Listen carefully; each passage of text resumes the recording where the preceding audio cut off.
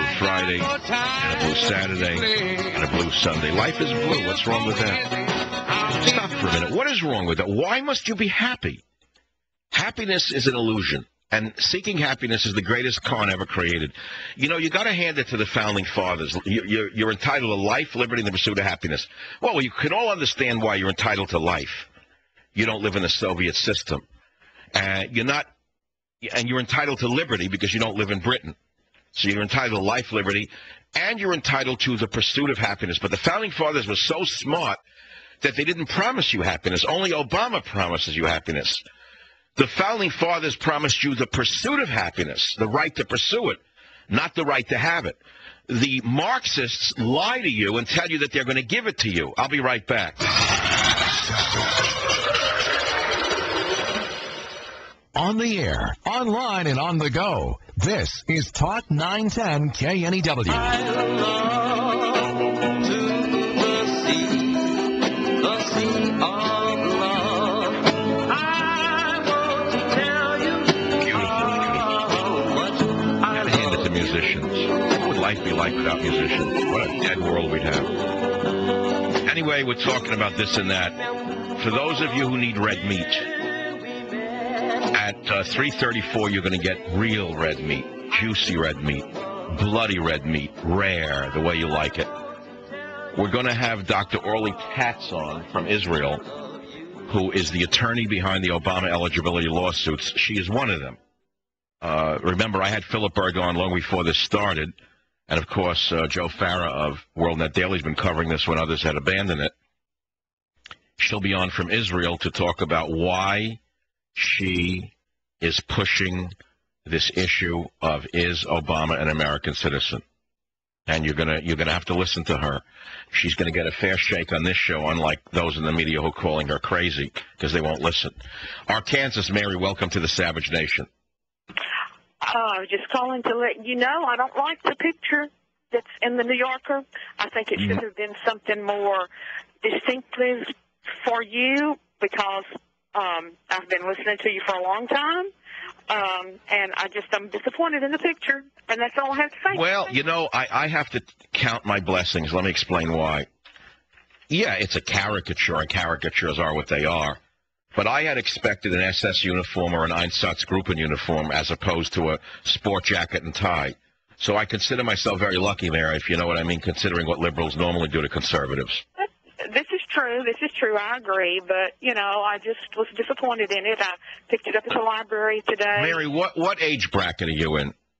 Oh, I'm over 60. So you would have liked, well, I mean, you've seen the picture of me on Psychological Nudity, right? The cover of that book?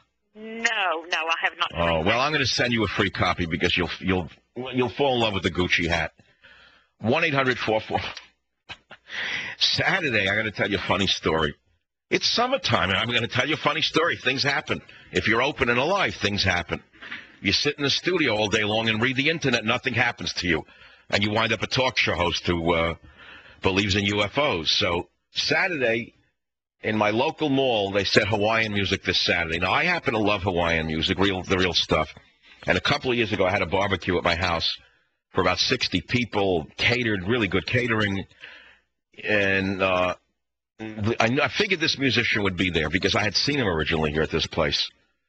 So lo and behold, I go there, and he's playing, nice older gentleman playing his ukulele and singing. There's a guitar with one backup piece playing guitar.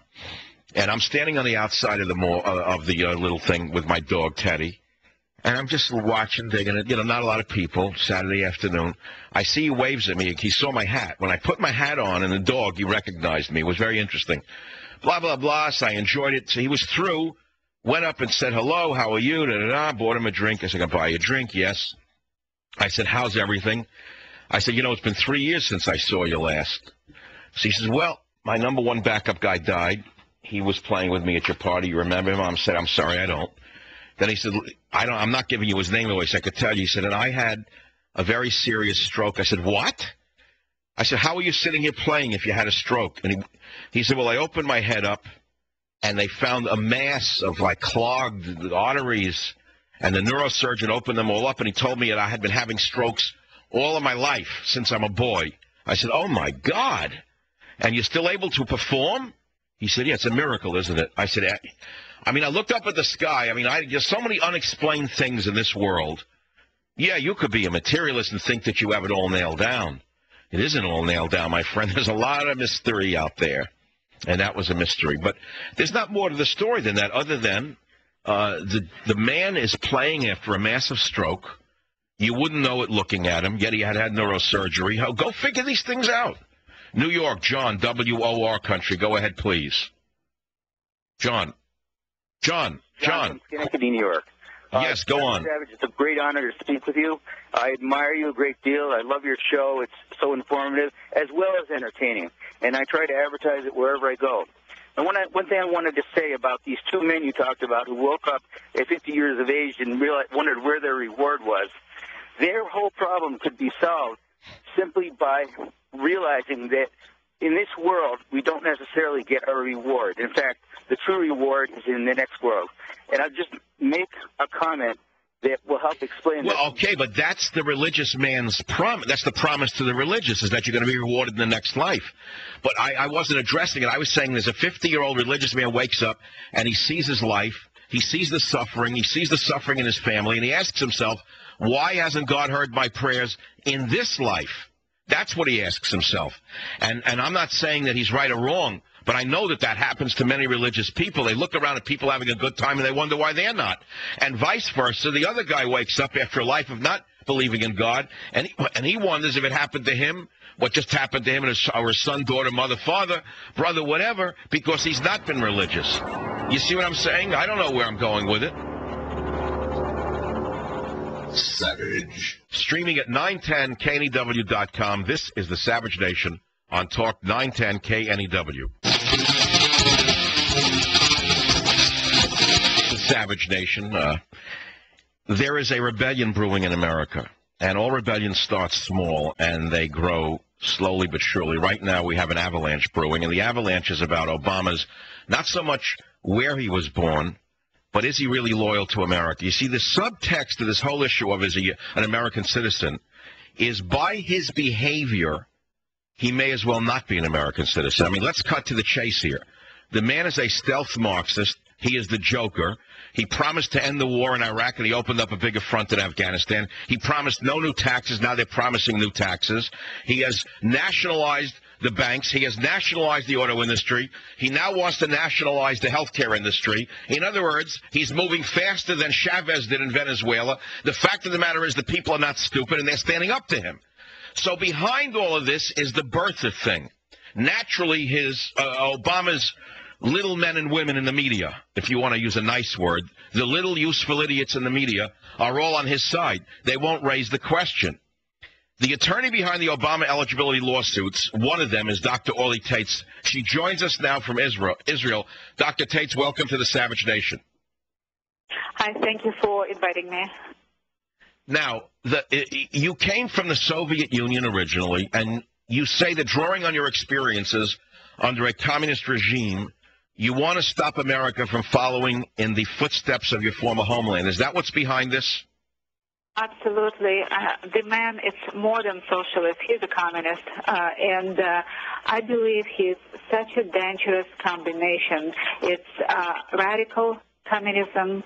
It's his upbringing in the environment of radical Islam that he absorbed in Pakistan, in Indonesia, during Sukarno, and also the environment of Chicago Mafia political environment, and all of it taken together, all of it amalgamized in one, is extremely dangerous for this nation.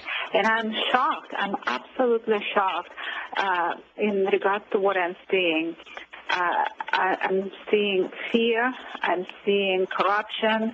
I'm seeing brown shirts in the media attacking, insulting, calling names. Dr. Taitz, let's stop right there. I agree with you. I called them much worse names than brown shirts, but I saw you today on MSNBC with that creepy character. When you said brown shirts, he acted offended, and he said, well, those are fighting words for people who've lost relatives in the Holocaust. But you handled him pretty well because, yes, you said yes, it really is offensive because I lost family in the Holocaust as well, and that shut his mouth pretty quick. So you trumped his card on that level. But I understand what you're saying, Dr. Taitz.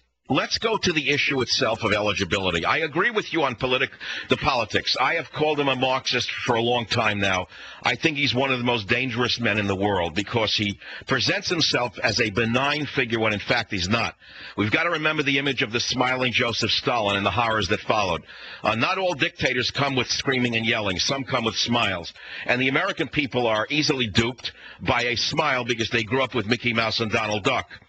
What is it about the birth issue that intrigues you the most in terms of the legality of it? What makes you suspect it's all a fraud?